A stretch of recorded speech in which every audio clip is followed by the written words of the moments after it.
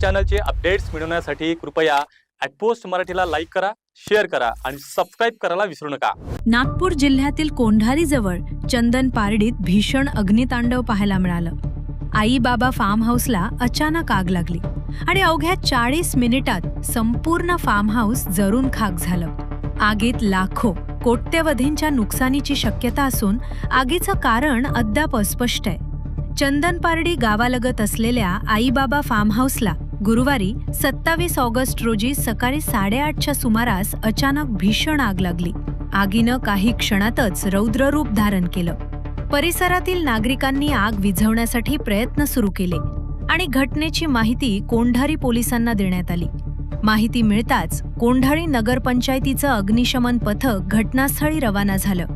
मात्र अग्निशमन दल पोहोचेपर्यंत फार्म हाऊसचा मोठा भाग आगीच्या भक्ष्यस्थानी पडला होता।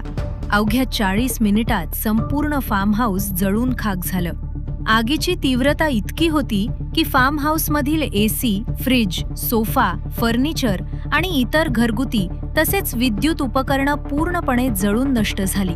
दरम्यान अग्निशमन दलाच्या जवानांनी घटनास्थळी पोहोचून उर्वरित सुलगणाऱ्या भागांवर पाण्याचा मारा केला आणि आग पूर्णपणे नियंत्रणात आणण्याचा प्रयत्न केला।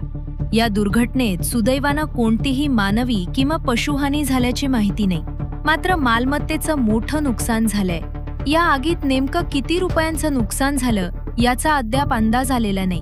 नुकसान लाखोंमध्ये आहे की कोट्यवधी रुपयांचं हे पंचनामा आणि तपासानंतरच स्पष्ट होणार आहे। विशेष म्हणजे फार्म हाऊसला आग नेमकी कशामुळे लागली याचं कारणही अद्याप समोर आलेलं नाही। शॉर्ट सर्किटमुळे आग लागली की अन्य काही कारण आहे याचा तपास कोंढारी पोलीस आणि संबंधित विभागाकडून सुरू आहे।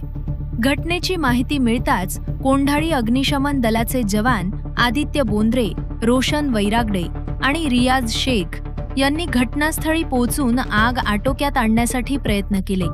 वेळीच करण्यात आलेल्या प्रयत्नांमुळे आग आसपासच्या परिसरात पसरण्याचा धोका टळला।